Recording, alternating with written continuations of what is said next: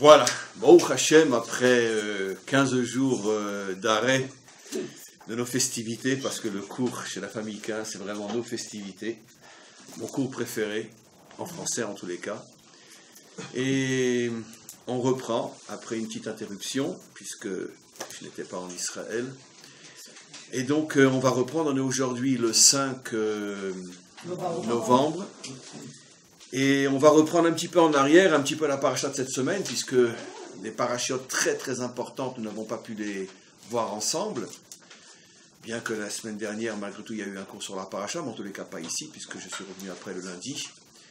On va revenir un petit peu en arrière et on va avancer. Comme toujours, l'esprit des cours qui sont donnés ici, c'est toujours lié avec notre actualité, avec ce que l'on vit. Puisque c'est, comme je ne cesse d'expliquer depuis des décennies déjà, je peux parler de décennies, oui, des décennies j'enseigne, quelques décennies.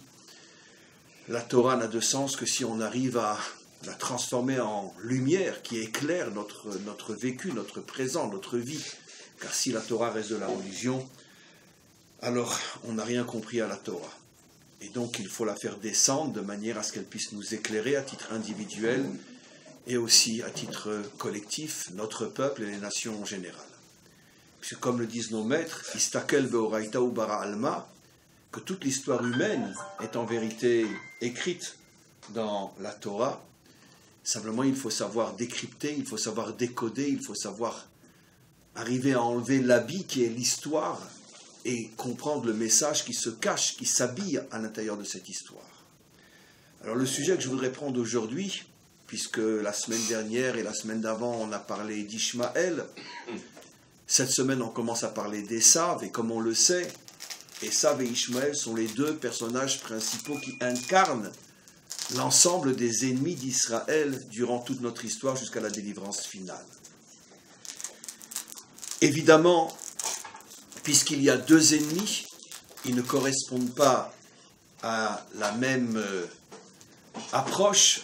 Chacun a ses raisons, chacun a ses motivations, et bien qu'en fin d'histoire, puisque d'après notre tradition, nous sommes en fin de cette première partie de l'histoire du monde, puisque bientôt, dans quelques décennies au maximum, nous assisterons à la délivrance finale et nous rentrerons dans une deuxième partie de l'histoire humaine qui sera différente de la première partie. En tous les cas, en cette fin de partie, effectivement, Esav et Ishmaël se rassemblent pour essayer ensemble de lutter contre Israël, comme on le sait jusqu'à aujourd'hui, sans l'aide d'Esav, Ishmaël ne pourrait absolument pas s'opposer à nous, mais il est financé, il est aussi aidé sur le plan politique par Esav, et c'est ce qui lui donne la force de se dresser contre nous. Et jusqu'à il y a encore, pas plus tard que hier, le représentant de je ne sais plus quel organisme tordu disait qu'il ne faut absolument pas cesser de donner à ce qu'on appelle achat, comment on dit en charte en français, à l'OLP, il ne faut pas cesser, il ne faut pas diminuer l'argent qu'on leur donne, bien que le but d'Israël est d'enlever uniquement les sommes qui sont reversées aux terroristes après qu'ils aient tué des Juifs. Et donc maintenant, voilà que l'Europe se prononce et dit que non, il ne faut pas diminuer ce que vous leur donnez parce que sinon l'OLP va s'écrouler. Ça veut dire qu'il faut continuer à donner à l'OLP l'argent qui est donné aux terroristes pour qu'ils tuent nos femmes et nos enfants. C'est leur manière de parler, bien évidemment. Vous n'allez quand même pas empêcher les Ishmaël de vous assassiner, ça n'a pas de sens. Ils ne sont là que pour ça. Et donc le culot n'a plus de limites, les limites ont déjà été dépassées depuis longtemps, et on voit donc cette alliance entre Esav et Ishmaël qui est écrite dans la Torah, je le dis chaque année, la fin de notre paracha, Parashat Toldot, dit clairement que Esav est parti à la rencontre d'Ishmaël pour s'unir à lui, c'est une démarche qui vient de Esav et non d'Ishmaël. Ishmaël n'aurait jamais pu imaginer que l'Occident lui demanderait d'être son fer de lance pour se battre contre nous, par Ishmaël interposé, mais c'est écrit dans la Torah, donc un verset qui montre avec, on pourrait dire, une puissance et une clarté inimaginable que ce que nos maîtres disent depuis des millénaires est vrai. Istakel beoraita ou bara alma, que la Torah nous dit sont des préfigurations, des prévisions de ce qui se passera peut-être des millénaires plus tard dans l'histoire, parce que le verset lui-même, bon, Esav s'est marié avec la fille d'Ishmaël, bon, on n'en a strictement rien à faire.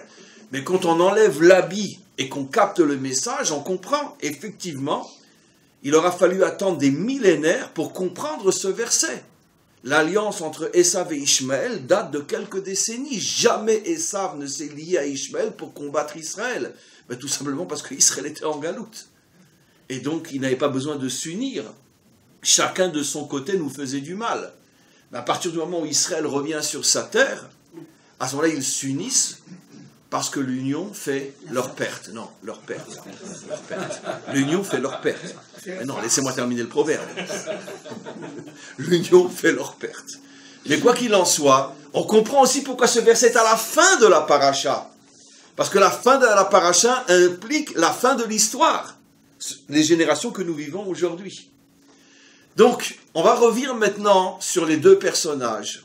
Quelle est la différence entre la raison pour laquelle Ishmaël nous attaque et la raison pour laquelle Esav nous attaque? Quand je parle bien sûr d'Esav ainsi que d'Ishmaël, il est évident, je n'ai pas besoin de le préciser à chaque fois, je ne parle pas de tous les Occidentaux, je ne parle pas des peuples, je ne parle de la politique uniquement, des dirigeants, de la politique officielle, et ce que je dis ne concerne pas chaque individu en Occident, et même chaque individu aujourd'hui. Parmi nos voisins, comme on le sait, les masses sont manipulées, sont terrorisées, ils n'ont souvent pas le choix. Soit c'est les médias qui simplement leur enlèvent toute possibilité de comprendre par eux-mêmes, soit quand il s'agit d'Ishmaël, tout simplement la menace de mort qui font que s'ils ne suivent pas le pouvoir dirigeant, ils sont eux-mêmes exécutés. Donc je ne parle pas des individus, je parle bien évidemment des pouvoirs dirigeants. Alors, il faut comprendre la chose suivante, je l'ai déjà enseigné, mais je voudrais le redire car c'est très important.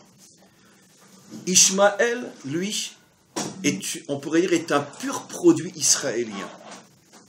J'explique. La raison pour laquelle Ishmaël nous attaque, si j'ose dire, c'est nous qui avons provoqué, c'est nous qui provoquons, d'une certaine manière, l'attaque d'Ishmaël contre nous. Pas du tout pour ce que vous pouvez commencer à imaginer, parce que, selon l'approche occidentale, et sa vie qu'on leur a pris leur terre. Je ne vais pas dire des âneries pareilles. C'est beaucoup plus profond que ça. Remontons à la Torah, puisque la seule possibilité de comprendre l'histoire, c'est de remonter dans la Torah elle-même et savoir la décrypter. Qui a mis au monde Ishmaël? Agar et Abraham. Avram. Très bien. Et non Avraham. Avram avait quel âge lorsqu'il met au monde Ishmaël? 86 ans. 86 ans. Vous vous rappelez sans doute une bonne partie d'anciens cours qui sont importants aujourd'hui. Quelle est la valeur numérique? 86 ans, ça correspond à quel mot? Ha-teva, la nature. Donc, Ishmaël est mis au monde lorsque Avram, qui n'est pas notre père, Avram n'est pas notre père, d'où je sais que Avram n'est pas notre père? Il n'est pas circoncis. Il n'est pas circoncis, et puis surtout, depuis que Avram s'appelle Abraham, qu'est-ce que nous enseignent nos maîtres? Il nous est interdit de le renommer Avram, ce qui n'est pas le cas de Yaakov et Israël.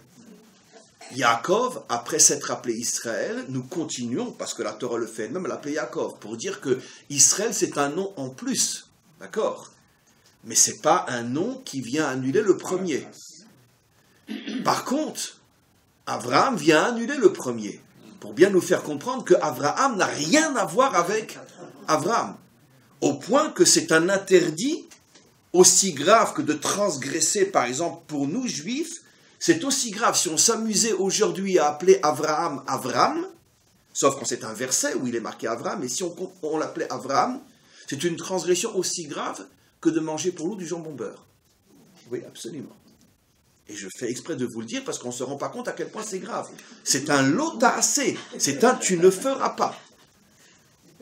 Bon, le jambon beurre, c'est pas si grave si on n'en mange pas, non? Ah, arrêtez. On a tout en Israël aujourd'hui. Mieux que le jambon beurre. Très bien. Et donc, c'est un véritable interdit de dire Avram, sans aucune raison. Pourquoi? Pour bien nous faire comprendre que ce n'est pas les mêmes personnages. On ne dit pas d'Avram que c'est Avram. Maintenant, c'est quand il est Avram qu'il met au monde Ishmaël, à 86 ans. 86 qui signifie Hateva. Et c'est quoi la nature d'Avram? C'est quoi la nature d'Avram? Sa nature, son office, son caractère, c'est quoi sa nature? Puisque Ishmaël est le produit de la nature d'Avram. Compassion. De la compassion. D'accord. En français, on dit compassion. D'accord. Absolument. C'est la compassion. Absolument. La pitié. La bonté excessive. Ça veut dire j'aime sans limite. Je ne sais pas faire les différences entre celui qui mérite mon amour et celui qui en profite. Ça veut dire c'est un amour sans logique. Maintenant, cet amour, c'était le tempérament, le ophi, la teva d'Avram, pas d'Avraham. Pas d'Avraham. La preuve que Avraham a commencé à changer son caractère suicidaire, d'être trop bon, c'est que pour mériter de s'appeler Avraham, qu'est-ce qu'il doit faire? Mila. Très bien, mais quel est le sens de la Brit Mila? De faire entrer du dîme. Tu te fais mal, tu t'agresses. Et aussi tu te coupes. Tu te coupes. Dans le sens profond du terme. Parce que Avraham, avant, il était... tout le monde, il est beau, tout le monde, il est gentil. D'accord? Hachem lui dit, non, je veux que tu te coupes. Dans le sens profond du terme. C'est pas tout le monde, il est beau, tout le monde, il est gentil. Il faut savoir calculer avec qui être bon et avec qui rester distant. Parce qu'il y en a qui vont profiter de ta bonté. Mais pire encore, il y en a qui vont interpréter ta bonté comme un signe de faiblesse et de lâcheté. Et celui-là, il s'appelle Ishmaël. Parce que Ishmaël, il a un tempérament qui est à l'extrême opposé d'Avram. Pas tous les hommes naissent pareils.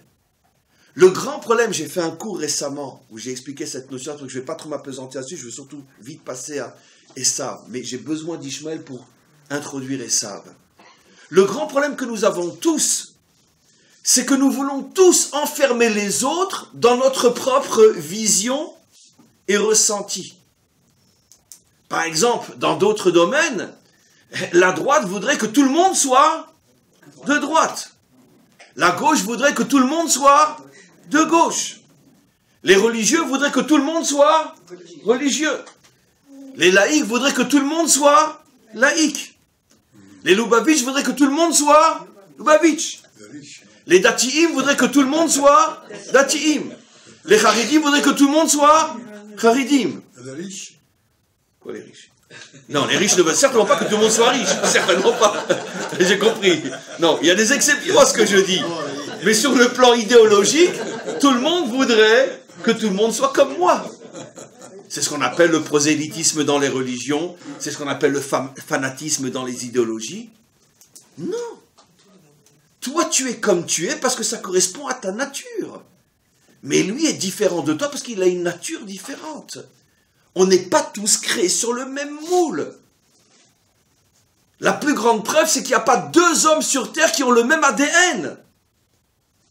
Et quand je le dis, c'est ça, j'ai envie d'hurler, mais mince alors, pour ne pas dire Ouais. Il n'y a pas deux hommes sur Terre qui ont le même ADN, pourquoi tu veux que tout le monde soit pareil sur le plan religieux ou idéologique? Si sur le corps on n'est pas pareil, comment pourrait-on être pareil sur l'âme? Arrêtez de vouloir que tout le monde soit pareil. Ça, Avram, heureusement que nous, on n'a rien à voir avec ce personnage, Avram ne l'a pas compris. Avram a fait une grande erreur. Avram, lui, il a vu le bon côté qui était en lui. Un homme qui a envie de sauver l'humanité tout entière. Un homme qui a de la compassion, de la pitié, qui a de l'amour à en déborder pour le monde entier. Et il croit que tous les hommes vont comprendre que cette qualité, c'est la qualité suprême. Et vont forcément le respecter pour la qualité qu'il a. Hachem lui donne une claque dont il ne se remettra pas. Et cette claque, elle nous fait mal jusqu'à aujourd'hui, parce que combien d'Avraham sont encore en nous? Bien sûr. Il fait naître Ishmaël, avec un caractère qui est à l'extrême opposé d'Avraham. Ishmaël, lui, il a un caractère, il a une mentalité, et c'est pas péjoratif ce que je dis. C'est pas péjoratif ce que je dis. Ou lui, c'est un autre genre. Lui ne comprend que la rigueur, que la force, que le courage. Lui, c'est un guerrier. La compassion, il oublie le mot passion, il lui reste que les premières lettres. Voilà. Il ne comprend pas ça. Non, lui, la passion, il comprend ce que c'est, mais la passion dans le feu, la passion dans la guerre, la passion dans le courage, la passion dans la détermination. Mais la compassion, il ne comprend pas ce mot-là. Il n'entend que les 3 premières lettres. Et donc, devant Ishmaël, quand tu fais preuve d'amour exagéré, il te prend vraiment pour un malade mental. Et il comprend qu'il faut débarrasser le monde de ces malades mentaux. Vous savez, des fois, on a un problème avec quelqu'un. C'est à moi, c'est à toi. Masechet Baba Metzia commence par Shnaim Ochazim Batalit, Ze Omer Kula Sheli, Ze Omer Kula Sheli. La réponse, elle est typiquement juive, vous allez voir. 2 personnes qui se disputent un objet. Les 2 disent, c'est à moi, non, c'est à moi. Quelle est la loi dans la Torah d'Israël? Quelle est la loi? On partage. Ishmaël, il entend une loi pareille, il dit, mais ils sont malades. Tu te bats jusqu'à ce que tu récupères ton bien. Ou tu meurs parce qu'il est plus fort que toi, ou tu le tues parce que tu es plus fort que lui. C'est-à-dire, on partage, c'est à moi, pourquoi partager? Quand Ishmaël, il lit le Talmud, et qu'il voit que les Juifs disent, on est prêt à partager ce qui est à nous, il dit, mais c'est des malades mentaux, ces gens-là. Il a raison, Ishmaël. Mais 100%. Selon son tempérament, il a 100% raison. C'est ce que nous n'arrivons pas à comprendre, parce que nous, on est complètement pourris par l'esprit occidental, qui ne comprend pas qu'il y a des hommes qui ne pensent pas comme toi. Il a 100% raison. Ishmaël, il dit, c'est à moi, d'accord, je me bats jusqu'à ce que je gagne ou je perds, mais je ne partage pas. Comment voulez-vous que Ishmaël nous respecte quand on est prêt à partager Jérusalem? Mais comment voulez-vous? Mais il a envie de prendre un balai et nous balayer. Il dit, mais ça, c'est des détritus, ce peuple-là. C'est pas des humains. Partager ta capitale. Mais si c'est la tienne, tu dois être prêt à mourir pour elle. Et si tu es prêt à la partager, c'est donc la preuve que c'est pas la tienne. C'est comme ça que lui comprend. Ça veut dire que chaque juif qui meurt dans ce pays, c'est la faute à qui? C'est pas la faute à Ishmaël. C'est la faute à cette idéologie en nous qui veut absolument se faire respecter sous prétexte qu'elle est prête à partager. Qu'elle a pitié, qu'elle comprend. Non. Ishmaël, le jour où tu montreras comme lui, que tu parles le même langage que lui, là il commencera à te respecter. Parce que lui ne respecte que les gens comme lui. Pourquoi l'Occident et l'islam ont toujours été en guerre jusqu'à aujourd'hui? Ils ne s'unissent que pour nous détruire, nous. Mais pourquoi? Mais parce que c'est 2 visions du monde qui sont à l'extrême opposé. L'Occident parle d'amour, l'Occident est libéral, l'Occident est tolérant. Mais toutes ces valeurs pour Ishmaël, c'est des signes de faiblesse, de lâcheté. Et c'est la raison pour laquelle il dit, le monde ne peut pas être partagé entre nous et les Occidentaux. Parce que ces Occidentaux, c'est des malades mentaux. On doit les mettre ou dans un asile ou dans un cimetière. Mais il n'y a pas de place pour eux. Selon sa vision des choses, Ishmaël a raison.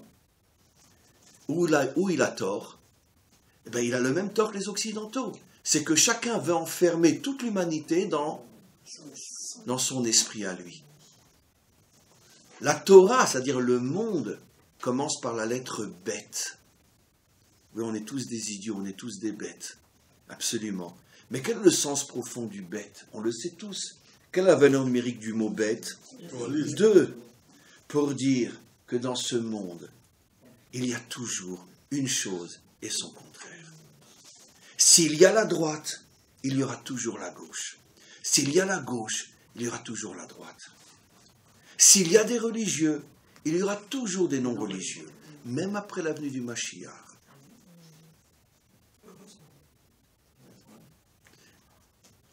J'explique. Ça veut dire que même le jour où Hachem sera roi sur toute la terre, et que les non-religieux d'aujourd'hui ne seront plus non-religieux comme ils le sont aujourd'hui. Mais malgré tout, leur approche du divin sera aussi différente de l'approche des religieux d'aujourd'hui demain que l'est aujourd'hui la manière d'être juif d'un laïc et la manière d'être juif d'un orthodoxe. Vous comprenez ce que je veux dire? La distance restera, même si évidemment qu'après la délivrance, évidemment que tous les juifs mangeront cachère. Évidemment. Mais malgré tout, il y aura toujours une différence d'approche. Il y aura toujours une différence de caractère. Jamais tous les juifs seront ultra-orthodoxes. Il y aura toujours des différences qui feront que finalement, même après la venue du Mashiach, un juif orthodoxe regardera un autre juif avec le même regard qu'un juif aujourd'hui regarde un juif laïque. Parce que l'habit changera. Tout le monde mangera cachère. Mais l'essence, l'approche restera différente. Ça ne sera pas la même. Parce que le maître du monde veut que dans ce monde, il y ait une chose et son contraire. Pourquoi? Parce que la finalité du monde, c'est Bayom Haou Hashem Echad. Comment on traduit? Dieu sera un. Un.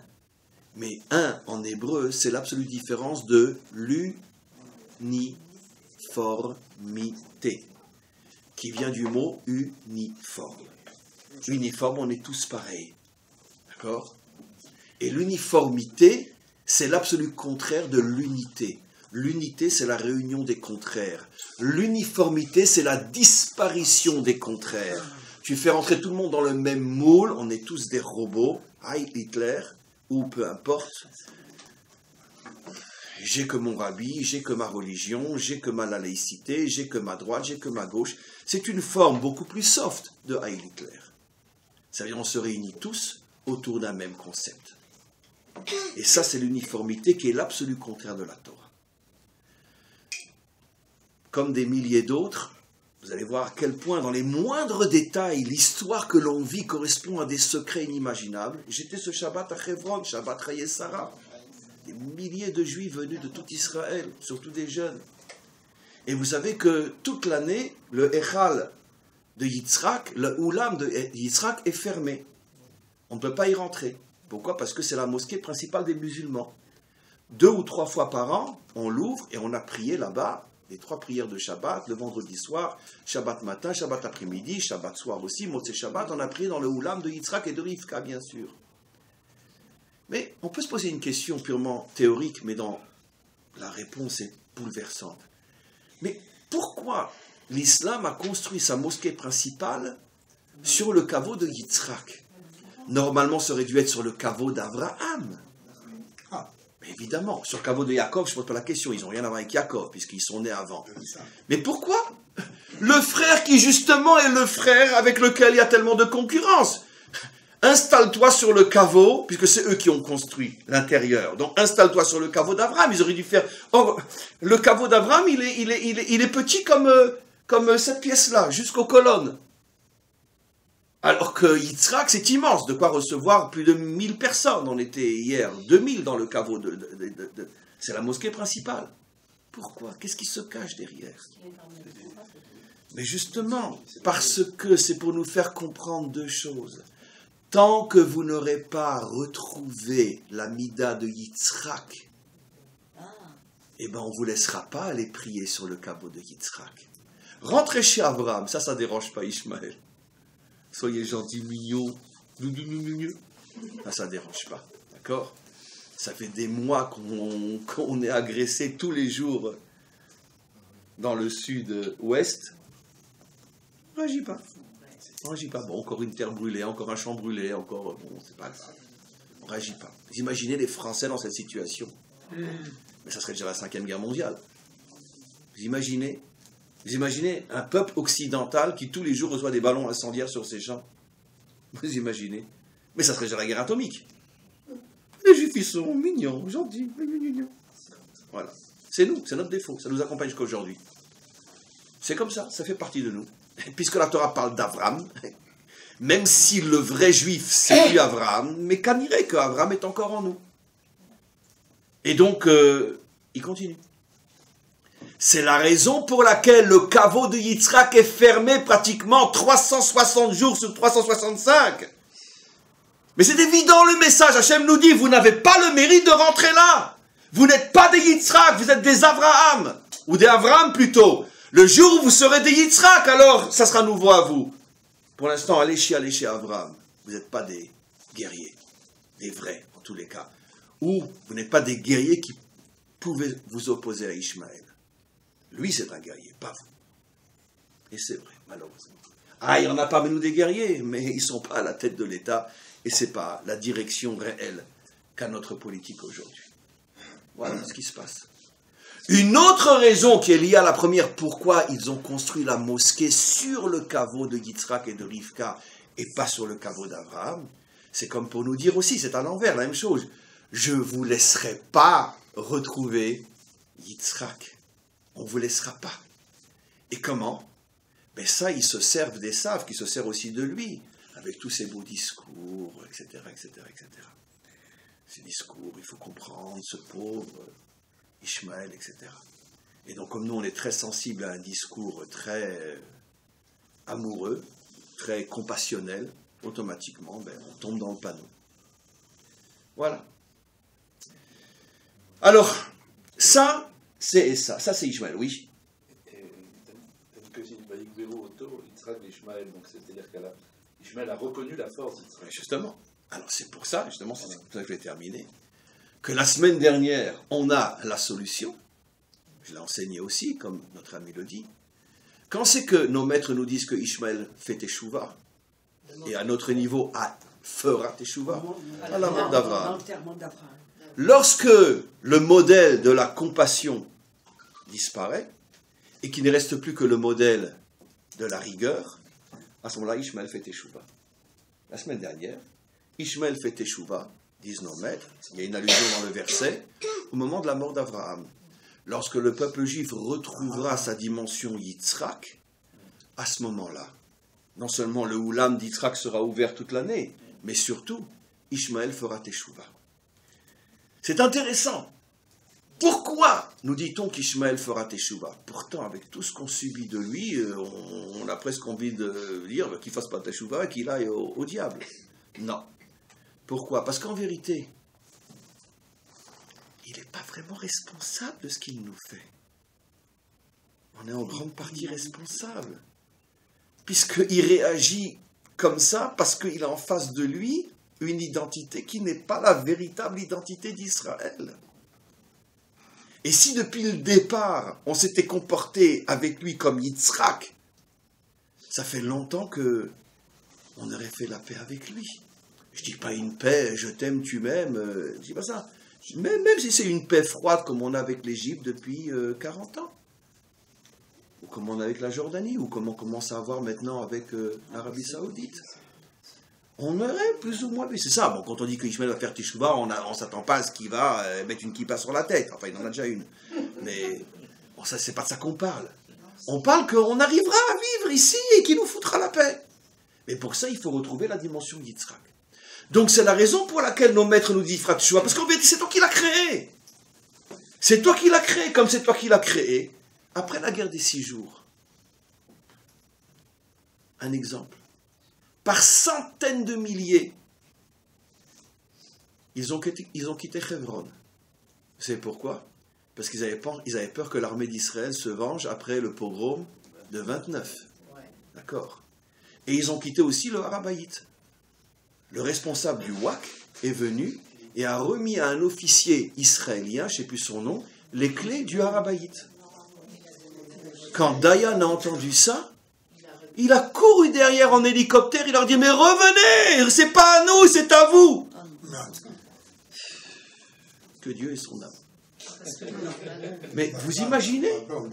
C'est lui qui gagne, et c'est lui qui dit « Mais revenez, mais revenez, revenez !» Alors, comment eux ont compris ça depuis 67? C'est bien la preuve qu'ils savent que c'est pas à eux. Ils n'ont pas compris comme éventuellement un occidental aurait pu comprendre. Waouh, quelle grandeur de cœur, quelle générosité. Alors s'ils sont vraiment comme ça, je me suis trompé sur eux. Bon, alors on va essayer de s'arranger avec eux. Eux, comment qu'ils l'ont compris? Mais c'est bien la preuve que c'est des lâches. Ils nous mettent, ils gagnent, on s'en va et ils nous ramènent. Comment Ishmaël comprend? C'est bien la preuve, c'est à nous. On a fini la première partie du cours. Deuxième partie du cours. Esav. On a encore une demi-heure. Esav, lui, son problème, c'est pas notre nature qui l'a créé, puisque Yaakov et Esav sont nés au même moment. Donc, c'est pas l'attitude de Yaakov qui a créé Esav. Esav, c'est des jumeaux. Dans le sens profond du terme, ça veut dire qu'il n'y a aucune possibilité de dire que Yaakov a créé Esav. Il est ce qu'il est, indépendamment de Yaakov. Même si on va d'après nos midrashim, déjà dans le ventre de leur mère, ils se disputaient, etc. C'est bien sûr, c'est une métaphore, il ne faut pas le prendre à la lettre. Et pour dire que déjà dans leur essence, ils sont différents. Ça n'a rien à voir avec une erreur qu'aurait pu faire Yaakov à l'égard de Esav. Alors évidemment, le sujet est d'une profondeur infinie, puisque Esav incarne finalement le dernier exil d'Israël qui dure depuis 2000 ans. Je parle encore une fois, bien sûr, de l'idéologie dominante, je ne parle pas des individus. Et donc, on est en exil depuis 2000 ans, sous le règne de Esav. Ce qui veut dire que c'est quelque chose c'est un sacré morceau de comprendre finalement le problème qu'on a avec lui. Et c'est évidemment pas dans le cadre d'un cours d'une demi-heure qu'on va même commencer à effleurer le problème, mais malgré tout, on a une approche possible. Je vais commencer par un autre chemin. Moi, en ce qui me concerne, il m'aura fallu plusieurs décennies pour comprendre réellement, profondément, que l'antisémitisme n'existait pas. Il n'y a pas d'antisémite sur Terre. Attendez, je vais vous dire ce que je pense. Il n'y a pas. C'est-à-dire que l'antisémitisme, c'est un mot inventé, c'est un masque qui voile le véritable problème, qui est plus simple que de dire bonjour. Mais c'est tellement grossier, tellement simple que Esav n'osait pas révéler la véritable raison pour laquelle il s'attaquait à nous, alors il a inventé tout un truc. Tout un truc il a inventé. Il y a des millénaires, on a tué Dieu. Après, on empoisonne les puits. Après, on égorge les enfants pour mélanger le sang. On est le seul peuple sur Terre à qui on interdit de manger du sang, même une goutte de sang. On sale la viande pendant des heures, mais on mange du sang dans la matzah. Bon, je veux dire, avec les Juifs, on peut tout dire, de toute façon, ça passe. Plus c'est ridicule, plus ça passe. Après, donc, on tue les enfants. Et puis bon, depuis quelques décennies, je vois là, on est un peuple de conquérants, de voleurs, de violeurs, d'assassins, tueurs d'enfants, violeurs de femmes, etc. Bon, ça passe. Avec les Juifs, chaque génération, on invente un nouveau truc. Alors nous, et la majorité d'entre nous, on appelle ça, c'est l'antisémitisme. L'antisémitisme, ils n'aiment pas les Juifs. Ils n'aiment pas. Mais quelqu'un s'est posé un jour la question, ça veut dire quoi antisémite? Pourquoi t'aimes pas les Juifs? Pourquoi? Pourquoi t'aimes pas les Juifs? Pourquoi t'aimes pas les Juifs? Pourquoi? Comment est-il possible que la France a fait tellement de mal aux Juifs français entre 40 et 45, ou une partie de la France, peu importe, alors que c'était tous de bons Français? Et avec tout ce que les Français subissent aujourd'hui, ils disent rien, et au contraire, si quelqu'un ose ouvrir la bouche, comment c'est possible? Je voudrais comprendre logiquement. Je comprends logiquement. Comment c'est possible? Qu'est-ce qu'il y a derrière? Enfin, les Juifs n'ont pas fait le milliardième aux Français que ce qui se passe aujourd'hui. Tous les jours aujourd'hui, il y a des problèmes en France. Et ils viennent tous du même endroit. Tous les jours. Et 90% des problèmes sont complètement censurés parce que l'État interdit à la presse de révéler ce qui se passe. Les femmes violées, n'en parlons pas. Alors là, c'est devenu monnaie courante. Mais peu importe. Mais on a trouvé un juif voleur, alors tous les juifs sont des voleurs. On en trouve un qui n'est pas voleur chez eux, mais aucun d'entre eux n'est voleur. Donc, pourquoi ces deux poids, deux mesures? Pourquoi? Qu'est-ce qui se passe? Il m'a fallu des décennies pour comprendre qu'en vérité, derrière l'antisémitisme se cache une seule chose. Et après, on va remonter au Makor dans la Torah. C'est tout simplement de la jalousie. Voilà. Je ne veux plus entendre personne parler d'antisémitisme. C'est un mot inventé. Comme j'ai enseigné dans d'autres cours, je ne veux entendre aucun juif dire le mur des lamentations. C'est une insulte inimaginable. Qui c'est qui a inventé ce mot, le mur des lamentations? C'est Rome. D'accord? Pour se foutre de nous. L'endroit où les juifs vont pleurer. Ben vous allez pleurer pendant des millénaires, hein, parce que si vous croyez que vous allez le retrouver, votre temple, alors pleurez devant votre mur. Pour nous, comment s'appelle ce mur? Kotel HaMaaravi. Le mur de l'Ouest. C'est une invention occidentale, le mur de lamentation. C'est interdit pour un juif d'utiliser ce mot. Il se fout de lui-même. L'antisémitisme est un mot inventé qui n'a rien à voir avec la réalité. C'est tout simplement de la jalousie. Maintenant, vous allez comprendre pourquoi il n'y a pas de réaction vis-à-vis de tout ce qui se passe aujourd'hui en France et partout en Europe. Parce que si c'est la jalousie qui est le moteur de la haine, et malgré tout ce qu'on subit en France aujourd'hui, on ne peut pas être jaloux de la population qui nous crée tellement de tort. On peut au plus, si on est un occidental, s'apitoyer. Essayer de justifier.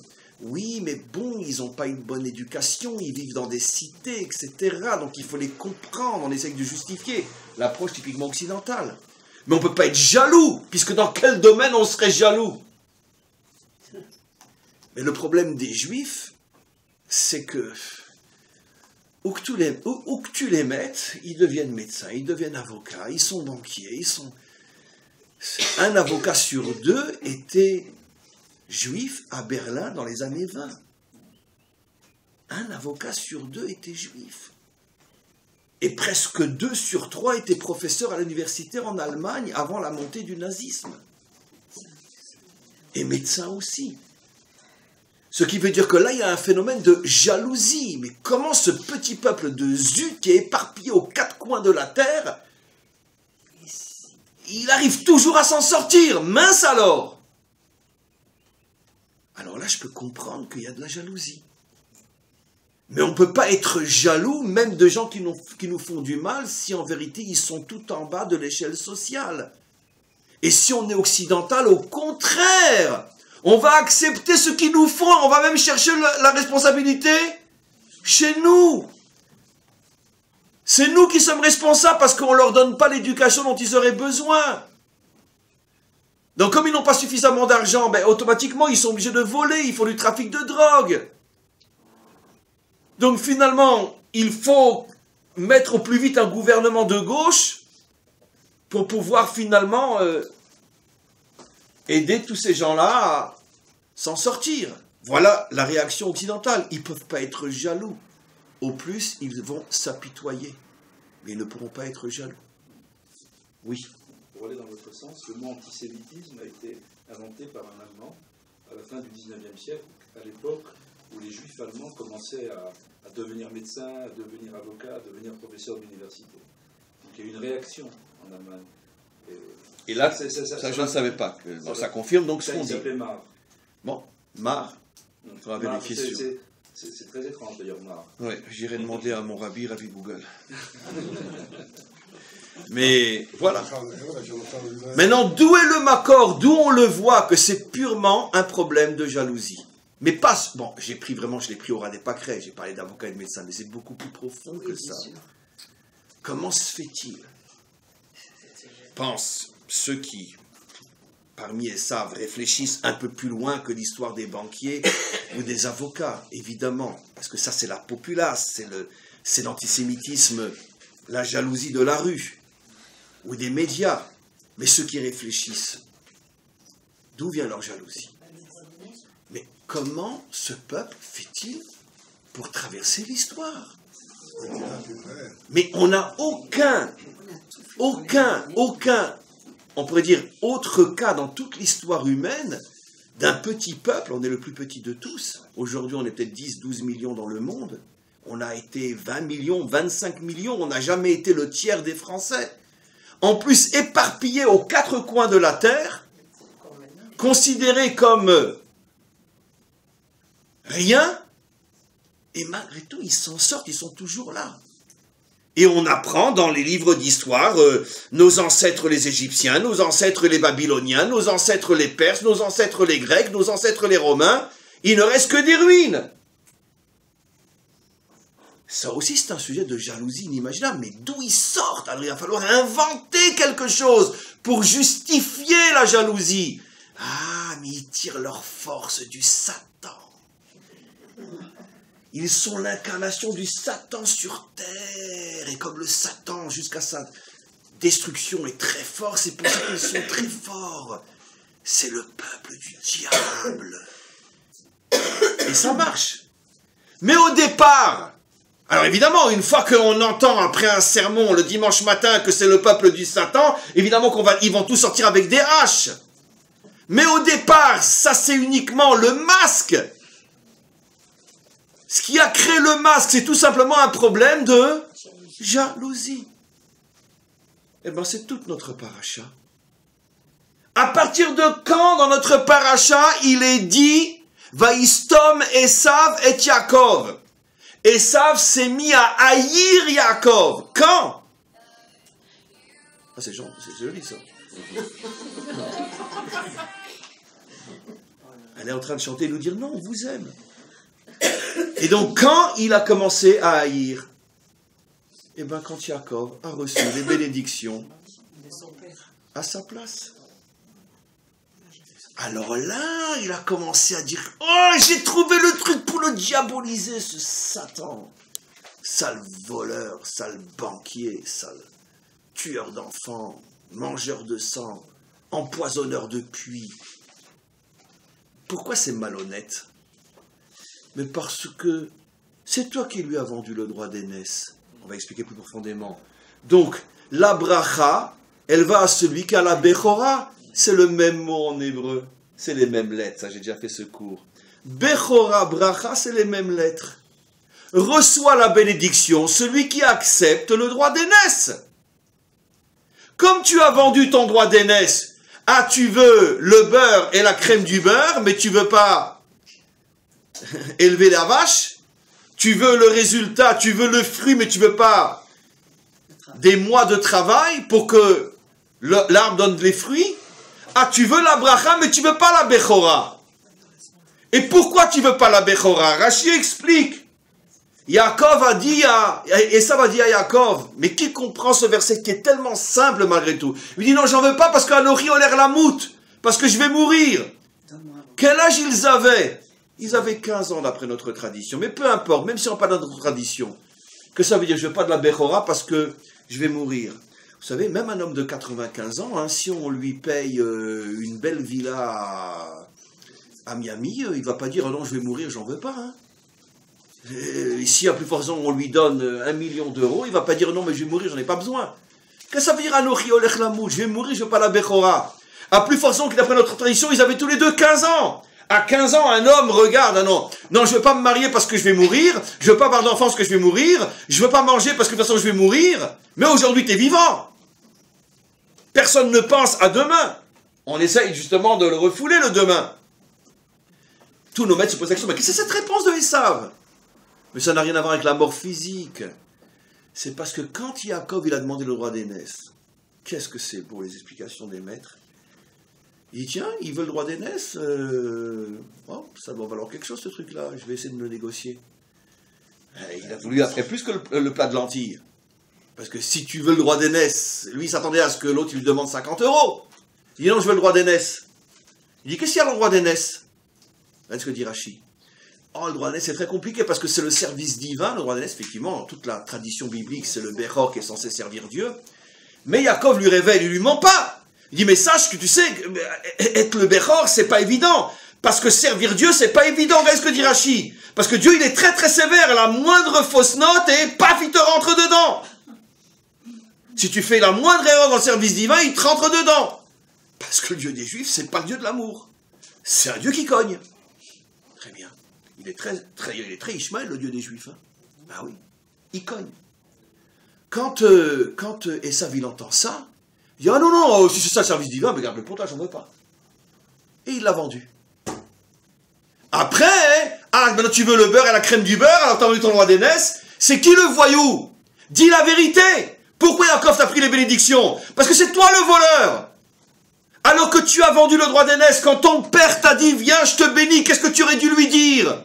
Mais papa, c'est pas à moi que reviennent les brachot, c'est à Yaakov, je lui ai vendu le droit d'aînesse. Et toi l'ordure, qu'est-ce que tu dis? Ah oui, je vais être béni, hein? C'est Yaakov qui se prend tous les coups, c'est toi qui prends les bénédictions? Traduit dans un langage moderne, ça veut dire quoi? Quand Hachem, disent nos maîtres, est venu sur le mont Sinaï proposer la Torah au monde entier, Ils ont refusé. ils ont refusé, pourquoi? Ils ont dit, attends, la Torah c'est Auschwitz, c'est Treblinka, ça ne nous intéresse pas ça. Les pogroms? Non, se faire couper en petits morceaux le dimanche matin? Mais non, jamais de la vie. Ça ne nous intéresse pas ça. Parce que toi, tu es un Dieu qui frappe, mon vieux. Nous, on cherche un Dieu gentil. Mais un Dieu comme toi, on n'en veut pas. Qui est le seul peuple qui a accepté de traverser l'histoire en se faisant cogner 24 heures sur 24 pendant des millénaires? C'est nous. Alors maintenant, vous êtes jaloux parce qu'on a une bracha, parce qu'on réussit, mais on le paye cher, notre droit de réussite. C'est vrai, aujourd'hui, on s'appelle Medinat High-Tech, on s'appelle le pays de l'informatique, mais on a laissé derrière nous 2,5 millions d'enfants brûlés vifs pour avoir cette bracha. Alors, les 2,5 millions d'enfants, c'est chez nous, mais la bracha serait chez vous? Ça, c'est l'hypocrisie d'Esav. Il nous en veut de réussir, mais il veut surtout pas être comme nous. En plus, dans le cas d'Esav, c'est lui qui a brûlé vif nos enfants. Alors non seulement il les brûle, et puis après il nous reproche la bracha, mais la bracha, elle a été donnée à celui qui accepte le droit d'aînesse. Et Rachid dit, le droit d'aînesse, c'est accepter une relation avec Dieu qui ne sera pas uniquement du... Ça va cogner. Ça va cogner très dur. Et ça fait des millénaires que le bon Dieu il nous cogne dessus, et on n'a pas lâché le droit d'aînesse. Et donc on mérite la bénédiction. Bechora, beracha. Tu veux pas la bechora, tu n'auras pas la bracha.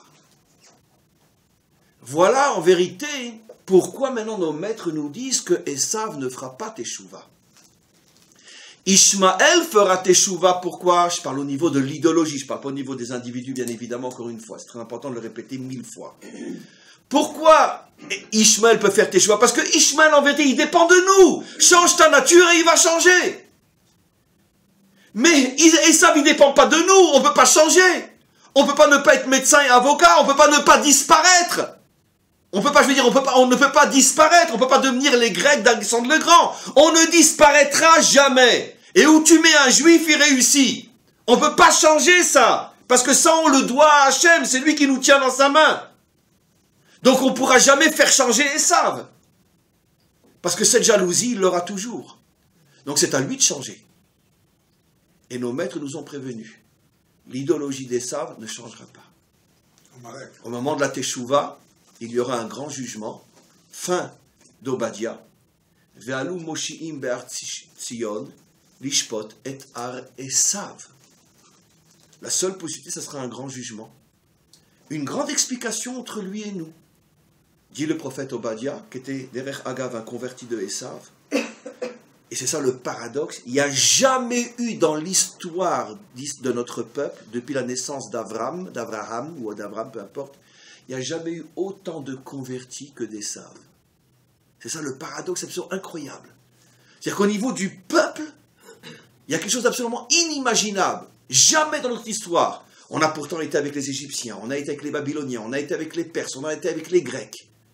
Et on est maintenant depuis 2000 ans avec Édom. Jamais personne nous a fait souffrir autant que Esav, et jamais aucune civilisation n'a donné autant d'hommes et de femmes qui reviennent à Israël que Esav. Il y a un paradoxe fou dans cette civilisation, inimaginable. Ça nécessiterait des cours en soi, mais la réalité est là. Il y a un paradoxe. Il faut faire une grande différence entre les hommes et l'idéologie. L'idéologie d'Esav est meurtrière à notre égard.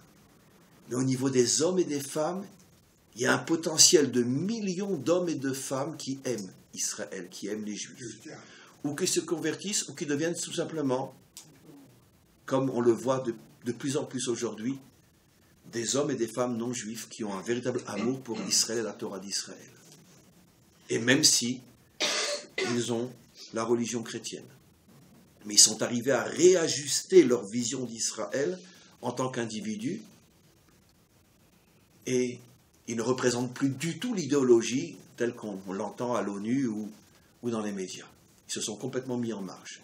Il y a un paradoxe incroyable au niveau de Esav. Les individus sont beaucoup plus nombreux à nous respecter, à nous aimer, que l'idéologie qui est la plus criminelle de toutes les idéologies que nous avons dû affronter dans notre histoire. C'est quelque chose d'absolument incroyable. C'est pour ça que nos maîtres nous disent, l'idéologie de Esav ne fera jamais teshuva. Au moment de la délivrance, il y aura un grand jugement, un grand règlement de compte, et un jugement signifie qu'ils vont être punis. Parce que si tu fais teshuva, tu n'as pas besoin d'un jugement. Qui dit jugement, dit que tu vas les forcer à se rendre compte qu'ils ont tort. Et si c'est un jugement, ça veut dire que le fautif paye malgré sa volonté, parce que s'il est prêt à payer, à rembourser, il n'a pas besoin d'aller au tribunal. Donc le prophète Obadiah est clair, il y aura un jugement, parce que de eux-mêmes, ils ne feront pas teshuva.